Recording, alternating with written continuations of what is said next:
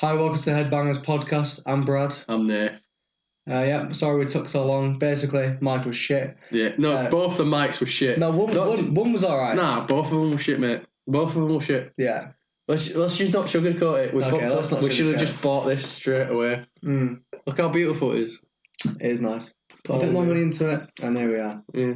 But yeah, sorry we've been so long. We've just been waiting to get a good mic. We've got new lighting as well. So yeah, we're pretty flexed out, I've got to say. Yeah, you know what? Our production value has just gone fucking through the roof, mate.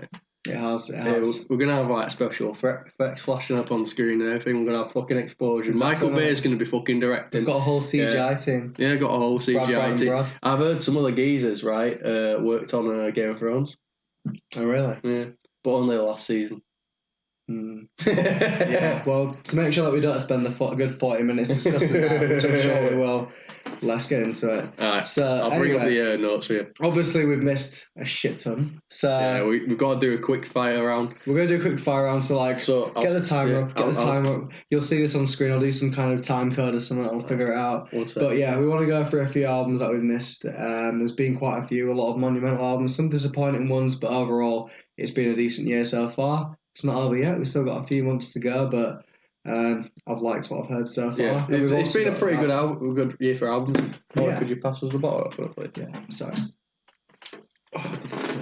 Yeah, no, it's been an alright year, to be fair. No, it's been good for albums. I'm looking on Loudwire for that quick fire round, and there's at least 12 albums that were released every month. Yeah. Do you know what I mean? We tried to stick to some that we both have listened to there. Yeah. Because we were going to put some in. There's albums that I've listened to and albums that Nathan's listened to, but I kind of wanted to stick to ones that we both, so we can be like, oh yeah, I think this, I think that. Yeah, there's been a shite ton.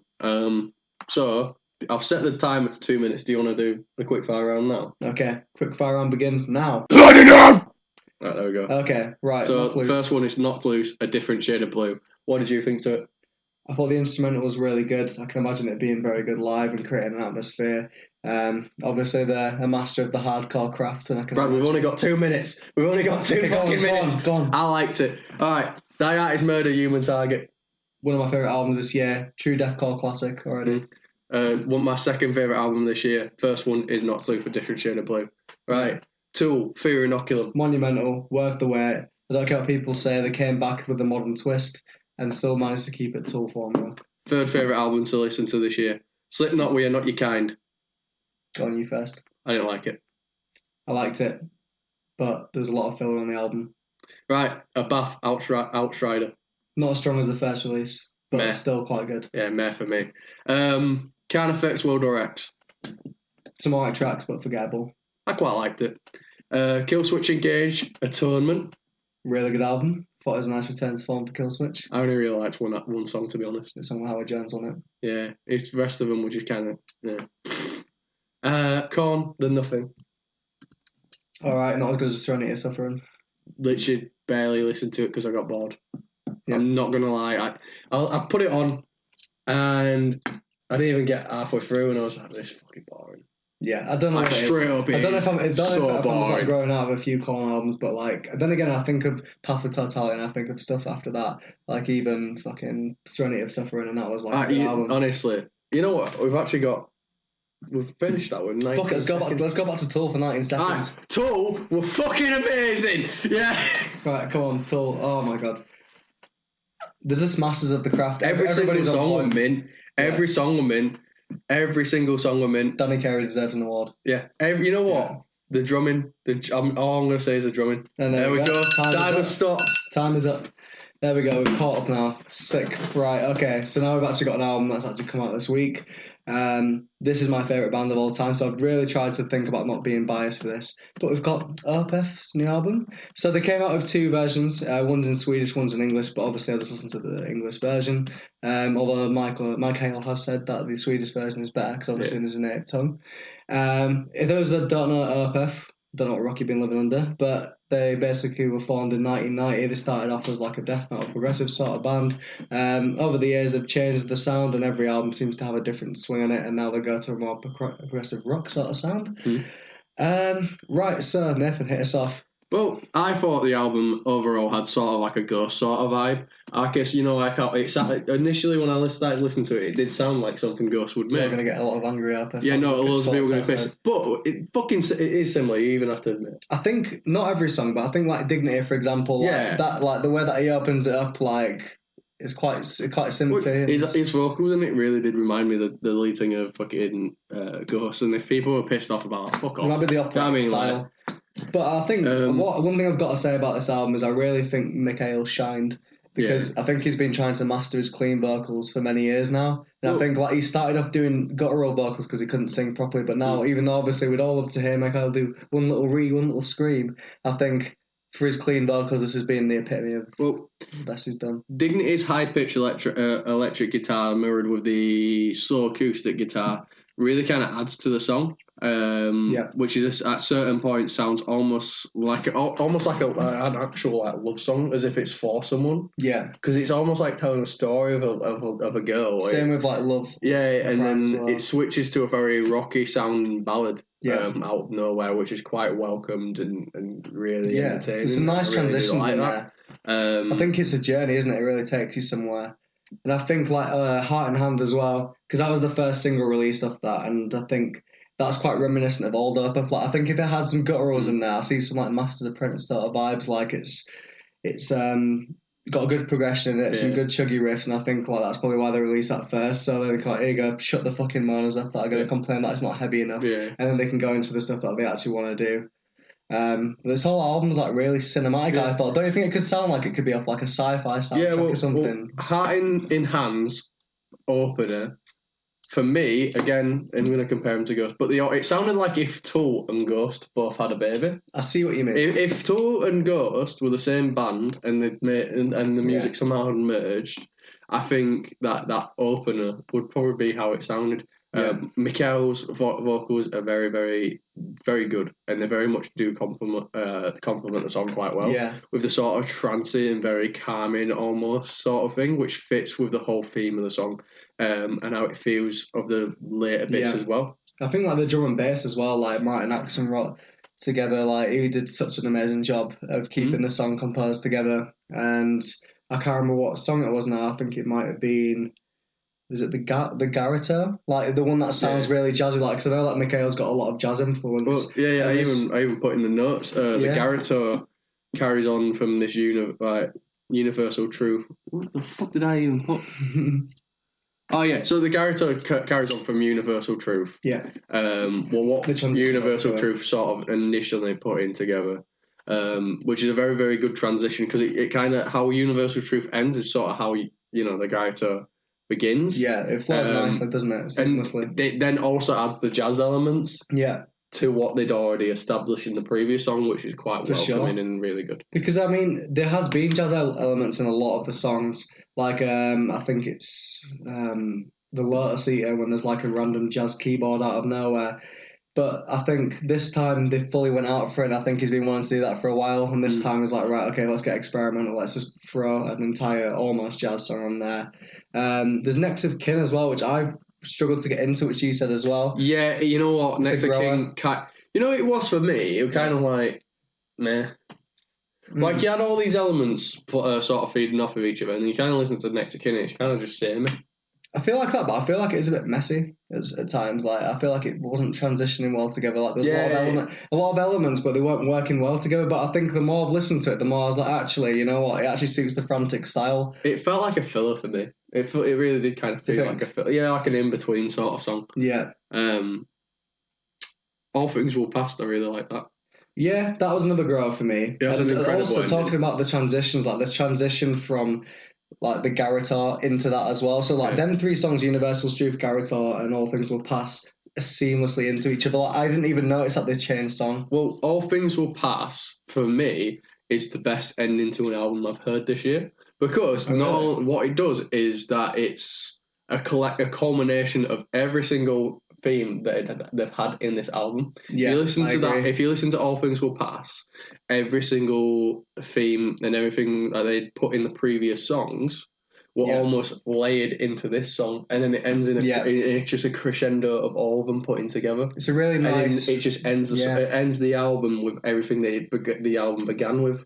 So you kind of like, oh, and I feel for me the album sort of also tells a story. No, it because does. Have you noticed it's always there's certain songs that always reference to just stuff like her and she and stuff like that. It's almost as if I don't know if it's a concept album because there's a lot of romantic sort of not romantic, it's like dark romantic, but also in All Things That Pass. Like I love the way that it starts off really somber, but then like it takes like a really dark turn, and like all the tones seem to change. Like the riffs get heavier, like the piano gets a bit darker. Like a lot of good piano elements in this one. Like it's always been like the start of albums, but they've actually managed to incorporate that in a lot of the songs as opposed to one or two. But I completely agree with you that the way that it concludes everything together. It's like when you watch like a good series, and it's not often it happens when they actually manage to pull everything back and give you a nice ending. Game of Thrones season 7.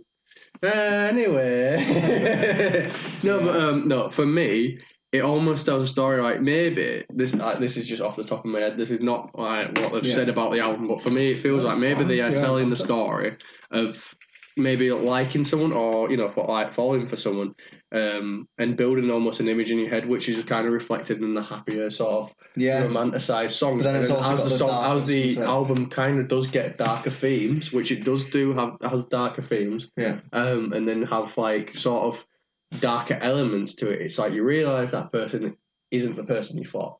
It's quite interesting. And it's just that change of it. Because I think that's why they introduced the more sporadic jazz elements as you saw. It's the person, maybe the person isn't what the album's about, figuring out maybe this person isn't actually for me. Maybe this person is not me. For me, like, you know what I mean? So it's interesting because that's how I interpreted it. Anyway. Well, they have done a lot of like Still Life is a slightly romantic sort of album. It's dark. I mean, the theme is dark because I think his wife's about to get murdered in it, and then like he's got to go save her. But I mean, they do kind of battle around the theme of love quite a lot, but they do it in an interesting way. And like you said, even one singular song can have so many layers to it. Yeah, well, it was a good album. Good album. Let's wrap it up anyway, but go on. Alright, so let's talk cons. So like personally, I couldn't really find much with this song. With this album, every single song did really complement each other really well, and every single song sort of did transition very, very, very well. One highlight I would say is honestly the drumming. The drumming in it always finds the perfect tone, even in the lighter songs that aren't even maybe even the highlights of the album. That the drumming kind of follows a really, really good consistent tone and beat all the way through, which does end up also complementing the song that it's on overall, which is quite good. Cons, however, sometimes I do feel it can get sometimes repetitive at certain bits. Next of Kin is the example. It does sort of get repetitive. But that's only like maybe one song in particular, so maybe I'm nitpicking. Then every single song sort of plays off of each other, but also is its own thing. Another maybe thing that I didn't like is that Mikhail didn't really use the low vocals, which I do genuinely enjoy from him.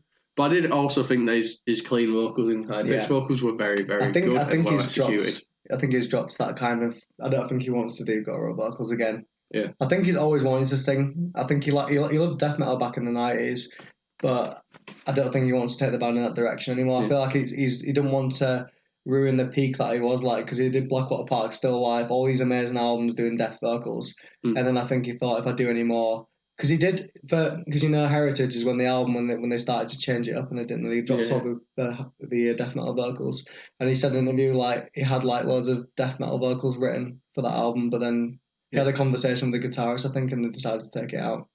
Yeah, well, you know what? I really enjoyed the album. I did. I've got one big con. This is the only thing. It's not a big con really. It's like the only thing I can pick out. But I really didn't like the whole found footage vocals in there. You know when there's like talking in it and there's laughing in it. And there's like little snippets, like little sound effects put in there. Like I found it distracting because Opeth has always been a band that I think you can get really immersed in, like you can with Tool. Like it kind of takes you away. Like if you close your eyes, it's like you can just like you see like images and you can like imagine yourself in the situation and just like it probably takes you away. Yeah. But then with those little snippets or sound effects, I feel like it takes you out of it a bit for that moment. Yeah, I get what you're saying. Sometimes I thought they did add to the song though. You think? Yeah, in my opinion, I feel like they kind of did. Obviously, yeah, you got a point with immersive stuff, but I think like maybe that add to certain people it adds to the emotion. Maybe immersion. so, yeah. Like so, obviously, certain people it might be jarring. It wasn't for me really. Yeah. I didn't like certain bits of it, but I also enjoyed other bits. You know what I mean? Where it's like, oh, I like this actually. Yeah, there's a lot of different elements, and I think it's the most experimental album that they've done today. Yeah, I did. You know what? I really, really, really did enjoy it. Yeah, I thought I could see myself coming back to it quite a few times. Well, yeah, I thought it was good.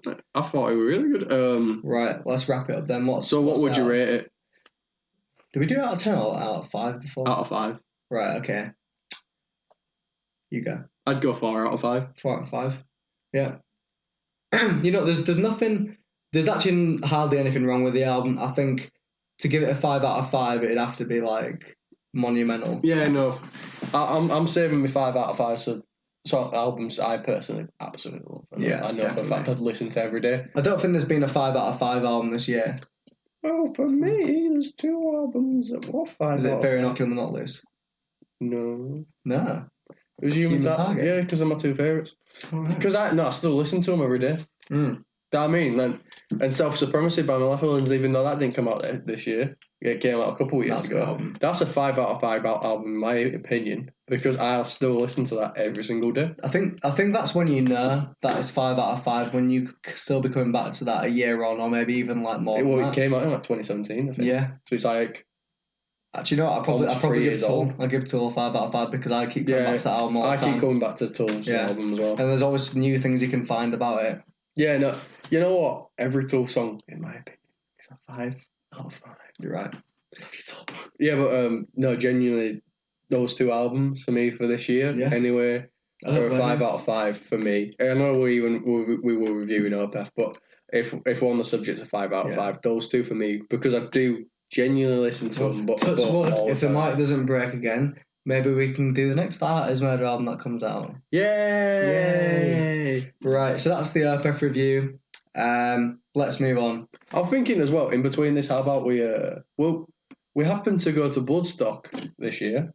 Yeah? Yeah, we did. He went to Bloodstock. We did cover this, and we did actually do an episode, but then obviously... so I thought this was one of the best parts about it. But now that we've actually been to Bloodstock, let's just talk about that. Because at the minute, we're kind of running low on time. Well, not low on time. We're kind of running high on time, so I kind of want to fill it out a bit. Go on.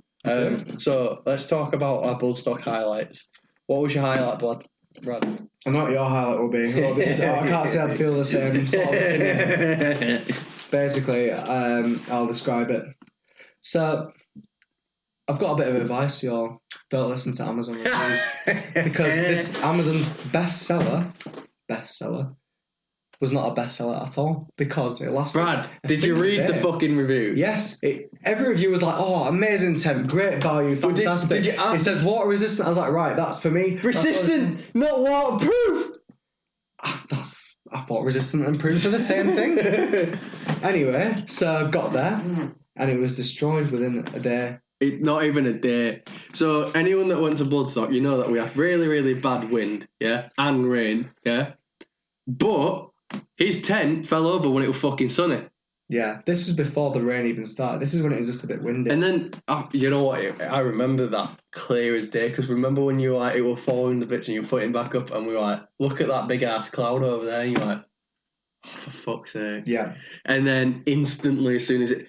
By the way, can we please just play the clip? Yeah, we will. Let's just put the clip here. Yeah. Right, we'll cut at this point. Yeah, we'll put the clip here, and it's fucking hilarious.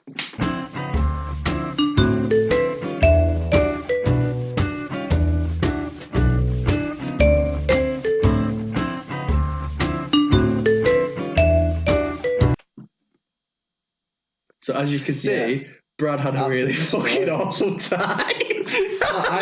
I had a great time. And then he had a good time, but then you had to move to Eddie's tent. Exactly. But it was destroyed. Like every time I put a peg in, the oven would come out. It was like I've never seen anything like it. Remember the first day? I don't know why people put a 5-star, but I'm pretty sure they have not camped in Derbyshire before, because I don't know where they were camping, but they must have been like a little amount of wind. They definitely camped when it was sunny because that tent was. I'm not even kidding. It was poles and a bit of tent. Yeah, I use it to keep my booze in because. What fuck it? At one point, the booze were the only thing weighing it down. Exactly. If I took the booze away, I was pretty sure when we were watching like Sabaton that I'd see my tent floating away. No, but I remember we'd gone out to what band did we go see? He must have been on the Friday because it was destroyed on Thursday. Yeah. So we'd gone out and we come back and Brad's tent is basically just missing.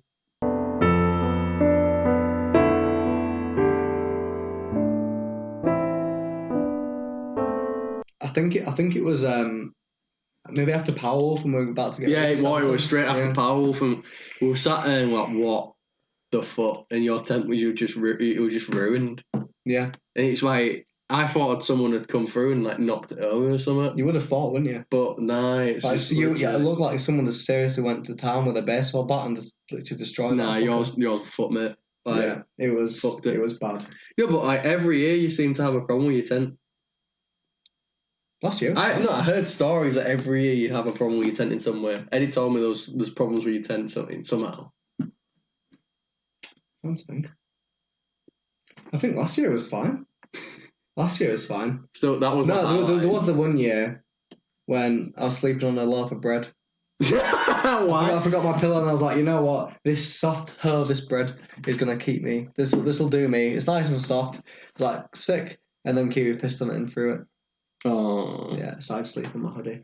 Well, do you remember that guy that we saw lined up for those air mattresses with his bare ass out? No. That was the first day you like. So remember when the first day Dylan wanted an air mattress, yeah, and we went and there was a guy literally had no pants on, waiting for his air mattress. You know what I think it is? I think because it's so normal at Bloodstock that I'd just see it and I'd be like, fair enough. That stood out to me. The first year I went to Bloodstock, I remember I was walking down Midgard and there was like two guys butt naked dancing around the fire, and the security guy wasn't even doing it. He was there with his phone, like laughing, filming it. That was the glory days of Midgard. That was camping highlights. What about band highlights? What were your favourites? Band highlights. Oh, Aborted. Yeah. Power. Even though it pissed it down more. Pissed it down, but you know what? They pulled through, and I think I'm glad they weren't disappointing because I think it would have made the experience a lot worse. Because I was so excited, I was having a fucking sick time. Yeah. Who else was there? Who else was my favourite? Oh, there's a lot of good ones, to be fair. Who are yours? You're gonna get smuggy if I tell you. Go on. Well, one with Powerwolf. I still hate. You know what? If you go back a few months ago to episode 2, Nathan states how much he really doesn't like power metal, and yet two bands he really enjoyed this year are Powerwolf and Sabaton. I didn't enjoy Sabaton as much as Powerwolf had flamethrowers. He's lying. I enjoyed Powerwolf. They were good. I'll admit that. They were entertaining. Was Sabaton better than you thought they were going to be? Yeah, Sabaton were better than I thought to be. I just thought it was going to be like all this fucking Great War shite, and I was like, oh, great. No, but it was good. But my ultimate favourite was Hiatus Murder. Oh, of course, that was it. Made you feel like you were in a fucking bomb zone. Yeah, they were my favourite, actually, thinking about it. Yeah. Because, like, you didn't get a break, though. The entire crowd was a pit, and it was just mental. Well, I remember my foot got stood on, so I was actually walking like a cripple for the entire thing. Well, remember, with my sunburn, I had insanely severe sunburn, and the entire crowd was a pit, and my arms were just fucking red raw. And bruised. You like one of those drumsticks. I was so red raw, and it was fucking. It was so. Every time someone even touched me, it was so pit. Yeah. You know what? Some bitch punched me in the arm, you know. Really? Yeah, no. So I was in the fucking. I was in the crowd trying to get out of the pit, and someone was like, "Oh, why are you trying to get out of the pit? Why are you all like being a pussy?" I was like, "No, I've just got sunburn on my fucking shoulders, and it's killing. Like I physically can't." Did she punch go in? And then she goes, "Sorry, I'm just acting instinctively." I'm like, "Fuck off, you stupid twat!" Yeah, I bet you're fuming. Oh fuck it! You know what? It made me mad because like those guys don't know I'm sunburned, and it's a pit, so they're pushing into anyone anyway. Yeah. You fucking knew I what, and you fucking punched me. Like, what is the point of that? Like, very sadistic. Yeah, no, I was like, oh, cheers for that. And so I ended up. And then all those crowd surfers, I just got booed. I've got booed in the back of my head like 6 times. I thought it was funny though. You just get absolutely battered, don't you? Yeah, like at Blackton when I got knocked out. Oh, can we please tell this story? Oh, well. So this is funny. So we went to go see Blackton. Like if you don't know who they are, like a deathcore, hardcore, just basically they're just fucking heavy. They're just shit. filthy and heavy. And we're having a good time. I can't remember who it was. I think I stood by myself at this point, and I saw Nathan was going to go in. I wasn't going in the pit. Yeah. I wasn't going in the pit. I got crowd killed. I didn't purposely go into the pit. If I went into the pit, I wouldn't be this pissed off about getting knocked out. Right. Basically, what happened was I knew people were crowd killing, so I was like, I don't really fancy getting twatted in the face. Yeah. So I'm gonna have a look out. So I literally turned my head as if to look out at someone, and as I had turned my head, I saw a shoe come up my face. Yeah. It caught me on the jaw. I'm not even kidding. It was like watching someone play Street Fighter. Yeah. And Nathan's HP was pretty low at this point. I was literally knocked out, hit the floor, walked back up, got back up, and then I was dazed. Brad was fucking very panicky after, because I was like, don't sleep, Nathan. Don't sleep. Don't look and what happened? Yeah. Anyway. So Nathan technically only saw half of Blackton. So yeah, because I don't remember the rest of it. I remember having a piss in a bar after. Yeah. And a little bit of the taxi home, and then that's it. Yeah. I don't remember being home or anything like that. I remember going upstairs to like try for one to go for a piss. Yeah. And then I remember soon chewing my ear off, and that's about it. Yeah. Yeah. So it was still a fun gig though. Good gig, yeah. Yeah, man. Obviously, fun comes at a price. Up. Anyway, back to Bloodstock. Right, so highlights. We also met Little Dan. We did. Yeah, we also got to meet Little Dan from Heavy Metal Entertainment. I do apologise because I was very smashed at that point. You know what? It was funny as fuck because Brad like... I could have... I could... No, I remember this because he was like, oh, it's Little Dan. And I was like, yeah, it's Little Dan. And he goes, should we go talk to him? Like, yeah, let's do it. And he goes, okay. And Brad don't move. I'm like, are you sure you don't want to... Because I feel like I could have met like Winston from Parkway and I'd be like, hello. No, so he was like, man. I'm not even kidding, Brad was fucking shit-faced at this point. So yeah, it was cool meeting you from what I remember. Yeah, me, I was chatting to Little Dan. Danny was also chatting to Little Dan. Yeah. And you just kind of in the background hovering. Like. Yeah. I mean, I was in this dimension, but I wasn't in this dimension in my head. No, you were gone. You're like, I remember looking at you going, he's gone. The wheel was turning, but the hamster was dead. You were. I've never seen you that drunk. You probably have, to be honest. Yeah, actually, yeah. No, but I've never seen you that drunk at like a festival. Literally like the story that we were talking about earlier. Yeah. But we're not going to talk about that one. That's for another time. But anyway, so the Bloodstock announcement... Parkway was sick as well. God, yeah, Parkway was really good. You know what? Everyone who actually said Parkway, they want going to see Parkway, you actually really missed out. You're a liar. You know, because, oh my God, they were incredible. And anyone that went, I'm not going to go see Parkway, I enjoyed Scorpions more, you're lying. Scorpions were dreadful. My honest review of Scorpion was the only good part about it was taking the fucking piss out of the old bastards for an hour. Nathan had a good rant about the Scorpions after. But you were too far, but he got his sword now. Yeah, you know what it is? Well, because at one point I was crying with my own, like laughing at my own jokes. You know what I mean? I was like, so I remember one bit, they pulled out, like, they were this noise, like, it almost sounded like a didgeridoo, right?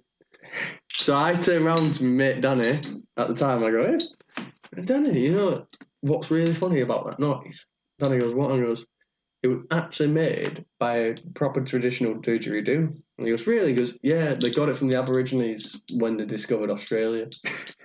And then they had to. I think the guitarist went upstairs, didn't he? And at one point, I don't know if anyone remembers this. They didn't even announce it. It's like, okay, well, you know, he needs to go put his dentures in or something. I'm not even kidding, right? The singer didn't sing for a good quarter of it. Did he like half of one song? Yeah. And he goes, "Here I am." Shit, what was it again? Is it Hurricane gonna rock? Look, he was literally holding out a mic, and he's like, I paid to see you do that. Yeah. I don't want to be singing it. Yeah, and like what Brad said, at one point, one of the guitarists just fucked off. No announcement. No, oh, by the way, I'm going to go, get a few guitars. Yeah. He straight up just went, so say Brad's the random geezer, he goes, there you go. This random geezer's then playing, you're like, wait a minute, that guitar player got really young and grew out his hair. He's got a rest minute. Yeah, it's like, and then the rest of the set, the guy finishes and he goes, oh, cheers to this guy for doing the guitar. Yeah. He's like, what the fuck is this? Right, I respect that they've probably influenced a lot of bands, but Jesus as Filthy Frank would say, it's time to stop. Honestly. There's got to be a moment when you're like, I think we need to stop, guys. I'm surprised. No, I'm really surprised that they had the graphics that they had on screen. Because normally pensioners are really bad about the electric bill. You're ready to just speak about this? Yeah, no, I really hated the Scorpions at Bloodstock, and I don't use hate a lot, but I genuinely hated that set. It was so fucking boring. But you loved it at the same time. And mind-numbing. And the only way I could actually entertain myself, at one point, what I noticed? What? There were fireflies in the air, and I was actually watching the fireflies for longer than I was watching the Scorpions. And then I realised, oh shit, Scorpions are still on the stage. I'm not even kidding. I was just staring at fireflies. That was more entertaining than watching the Scorpions. Just staring at fucking fireflies, right? Honestly, if you're a band and you see someone in the crowd just staring at a fucking firefly, you're doing something wrong. Yeah, just stop playing. Time to stop at that point. Yeah. So anyway, so back to beginning of some news. Right. Yeah. Okay. So we've talked about Bloodstock. Why don't we talk about the announcement? So since this is a good segue. Obviously today, we're actually not late to the party today. Well, we will be when we're today, we had like an announcement, but we might as well talk about the full thing. So obviously when we were there, they announced a couple of bands. So let's talk about the first announcement then. So what are your thoughts? So Violence. Yeah. I'm already instantly alright. Yeah. Sacred Reich, never really listened to. You like them because they're 80s thrash. Butcher Babies, never really listened to them. I know Kiwi loves them. I like Butcher Babies. I've seen them live. Yeah, a bit of a controversial one because I know like a lot of people aren't a fan of them, but nevertheless, when I saw them live, they know how to put on a good performance. You're just saying that because you're really attracted to them. No, they are fit, but they're also a good band. I think that's what people think. I think that people think that because they're two good-looking lasses that they're feeding off that. But they're generally like good at doing guttural vocals. They just know how to create an atmosphere.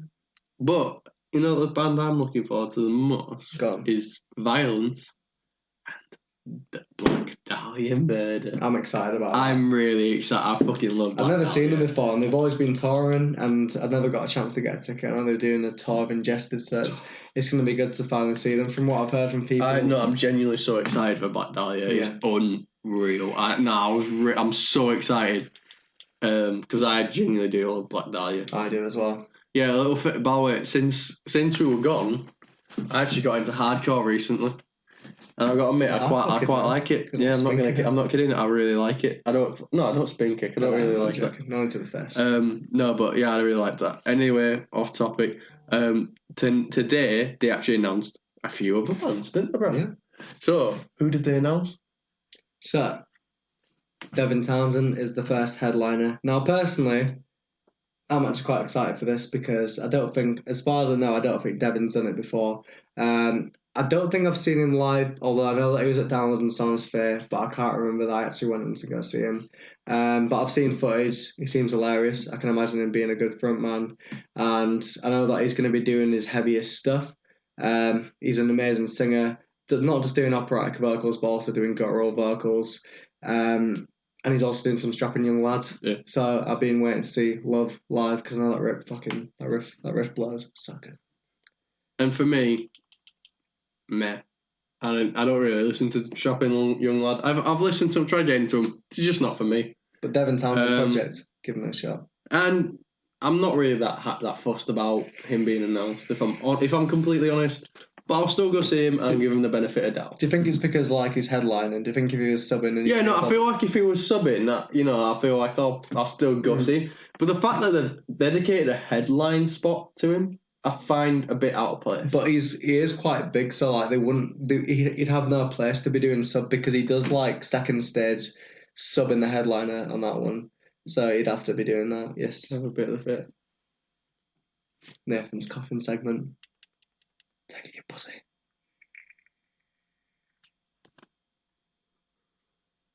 He look like he's about to then. Is this a CBD oil? There's a bit of it in, yeah. Ooh. Mm-hmm. Sponsored by CBD. It's legal now. We don't get the good stuff, we get that.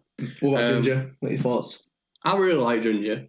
You like him? Yeah, I like ginger. Ginger's good. I'm happy with that. Yeah. Skin Dread, I'm always up to see live. Yeah, Skin Dread. I'm never gonna say no to a Skin Dread gig. Exactly. It's just fucking. It's always great. I challenge someone to not have fun at a Skin Dread show. You know what? You could be the most miserable bloke, but I guarantee you'll still enjoy it. Yeah, you'll still fucking get your t-shirt off and do a new play helicopter. Oh yeah, I did that. I download. Oh yeah. Same. But then again, I did it. With my poncho. So I'd taken off my poncho, and I ran in the pit.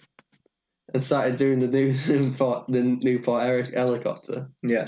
And I was just smacking people in the face, and you know what? I was when it's sweat, I didn't realise. With me and Michael. No, I was just smacking him in the face by accident. So yeah, it was quite funny. But I actually Dark Tranquility. Never listened to him. Really, I'm a massive fan of Dark Tranquility. I love melodic death metal, Amorphous.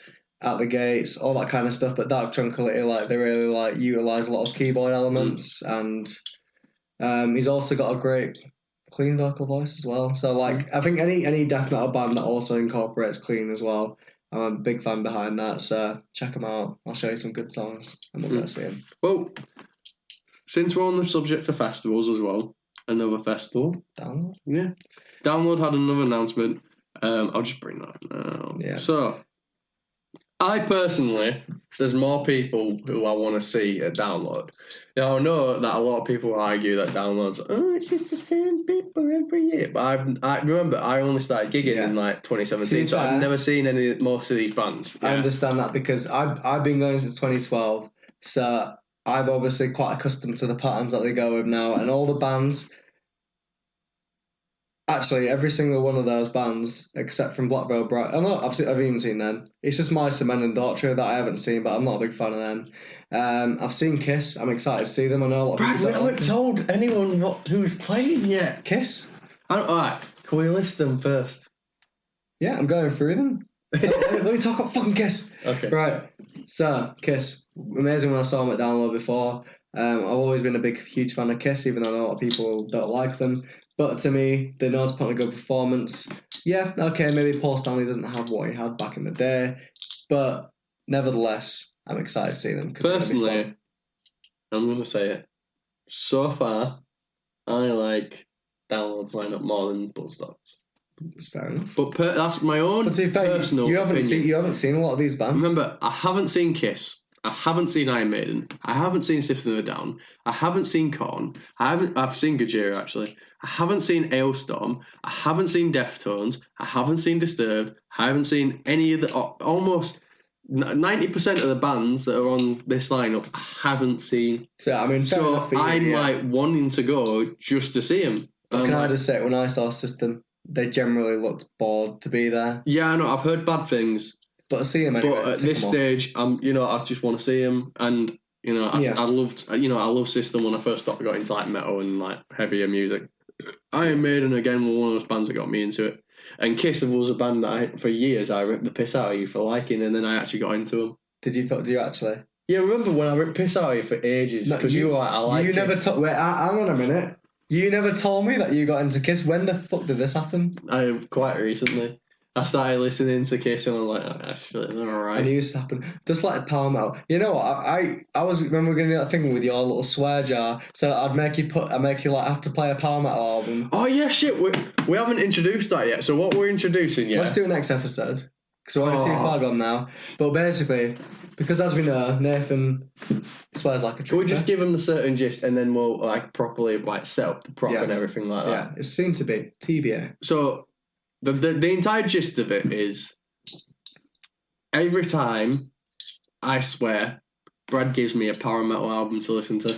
I got to admit though, because you swear like a trooper, I feel like it'd be more fair to give you just a power metal song to listen to. Okay, that's fair. But because the way that things are going with Powell from Sabaton, I bet he secretly likes it. I bet he's actually like, oh, Brad, I hate it if you give me a power metal. No, I still hate it. I still really. There's a lot like Dragon Force. I can't listen to them. But even like a lot of power metal fans. I'm not even kidding. When I listen to Dragon Force, it makes me want to stone my head in. But I reckon there might be a few ones I can get you into. Okay. But next time we'll incorporate the jar. Yeah. We'll see. What's your jar going to be? What's my jar? I don't swear as much as you. Yeah, true. I'll find something. But yeah, so I personally can't wait. My highlights, I already know what my highlights are going to be. My highlights will be Kiss, my highlights will be Gojira, and my highlights might be Korn. 50-50. You can't really say that, you don't really know what it's going to be like. Maybe they'll be disappointed. And my highlights will probably be Ailstorm as well. Ailstorm, amazing live. But by the way, whilst we're also on the subject of download, I also went to download before episode 2 came out, and sadly that was the last episode. Let's call that season 1. Yeah, season 1. Season 1. Finished. We're on season 2 already. Yeah, no, so I went, and, speaking of download, one thing that I'd have to say I really enjoyed about download this year. Tool. Yeah, Tool. Slipknot were also good. One thing I really didn't like was Whitechapel was in the smallest tent. You could barely get in. Me and Caleb had to leave. I can't remember who we were seeing, but we had to leave them we had to leave Lamb of God half an hour early. We missed Redneck. And we all know how good Redneck is live. How fun it is for that song in live. So I missed Redneck. Managed to get there, and then when we actually watched Whitechapel, their set was cut short. Nothing bad about Whitechapel. I feel like it was down to download, personally. Yeah.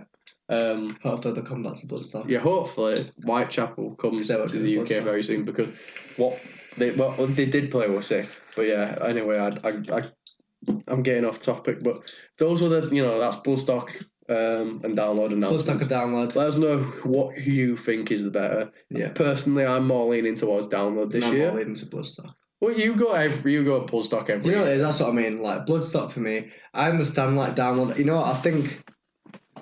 For people, there's always going to be new. I wouldn't say like you're not like young or anything, but there's a lot of bands that download that you haven't seen. And because you get the same ones for you. You can tick off a lot of the ones that you wanted to see for years. Like I've been wanting to see Korn since I got into heavy metal. Yeah, and I'd wanted to, and they are good live. And I'd wanted to see Slipknot because Slipknot was what got me into it. So Slipknot, like later on, like Devil and I, like literally the first song I ever listened to. So I absolutely loved it. Yeah. And I finally got to see him at Download. So that's why Download had its moments for me. Yeah. I got to see one of my not my favourite bands, but the first band I ever listened to. That's fair. Right, okay, let's get into the shout-outs.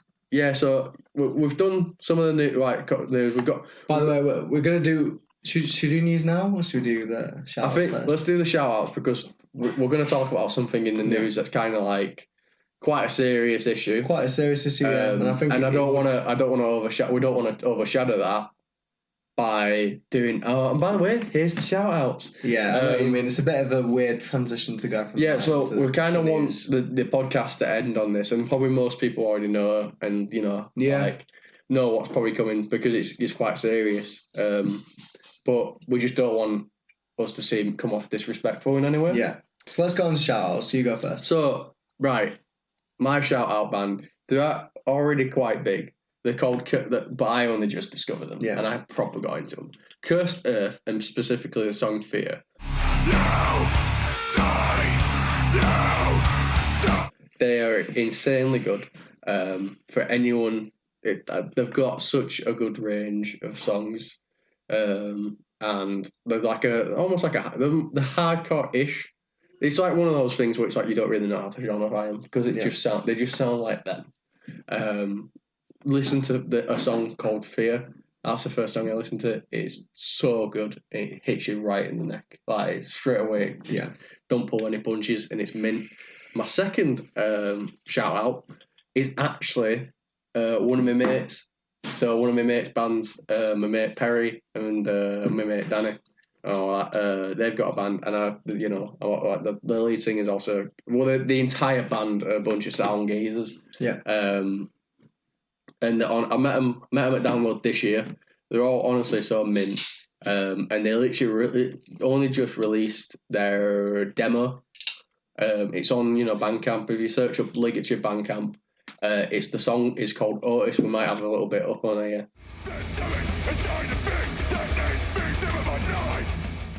To show it, because it is genuinely really good. They've only just started out, and they've already established the sound really well, and they are working on an album that they will be releasing at some point this year. And the debut show is with another band called Malign and a couple others. I'm forgetting the names, but the debut show is on December 14th at Eiger Studios in Leeds. So if you're in Leeds, come along and show Ligature some support, because they're genuinely some of the soundest lads you'll ever meet.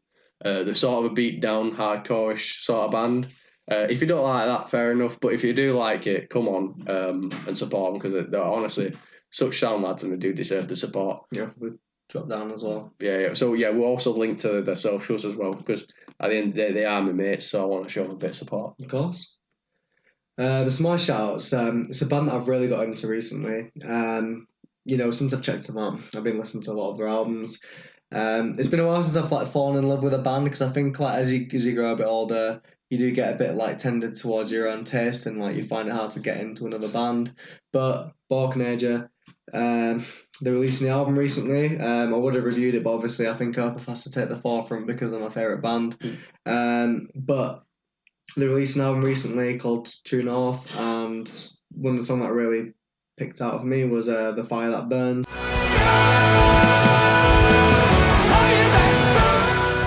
They're like a progressive black metal sort of band, which is really good, because I think, especially in black metal, I think it's hard for them to kind of branch out and try something new, especially if not because there's quite a critical genre. Well, yeah, they're all elitists on that side of it. Yeah, so it's hard to please people. But they're really doing some interesting things with black metal, and same like what Enslaved did. There's some progressive elements. A lot of the album features a lot more cleans than the other album, but they incorporate really well. It creates an amazing atmosphere. It's still got the main sort of primary components of black metal, in the sense of creating this cold atmosphere that whisks you away when you listen to it. But at the same time, they incorporate a lot of new stuff. And it's quite progressive, and I would recommend that song and album. And the next one is Make Them Suffer, and the song's called Vortex. Vortex completes the cycle. This is recommended me by a friend. I think it's Kayla that showed me this one. And is it a proper dirty song? It's quite filthy, to be fair. Yeah, then in that case, it definitely was Kayla. If it's come from Kayla, it's going to be filthy. Every time Kayla sends me a song, I'm like, do you just... Actually, no, Kayla once said this to me, actually. I kept sending him songs, and he turned around and he was like, do you ever just have a chill day with music? Every single song Kayla ever sends me, it's just insane. Yeah, it is. It's just what you need, especially when I'm in the gym and he sends me, I'm just like, this is exactly what I need. Make Them Suffer, Vortex. I'd like to say it's kind of a bit of a deathcore sort of sounding song, but they've also got a bit of symphonic in there. I like that, to be honest, because I think also, again, like with black metal, I think deathcore is a hard genre to branch out of their own comfort zone. But when they're incorporating a lot of synth into it, a bit like what Carnifex did in the new album, I like what they did with it. There's some great breakdowns in there. I think the vocals and the drums really complement each other. And yeah, if you know what you like, and you like a bit of deathcore and you like a bit of symphonicness, if not, that's not a word, is it? Is symphonicness a word? Symphonicness. It's a word now. 1 second, let's English dictionary. Hang on. If it's not a word, it should be now. Symphonicness. How do you spell it? I don't know, it's made up. It's like symphonic and then this.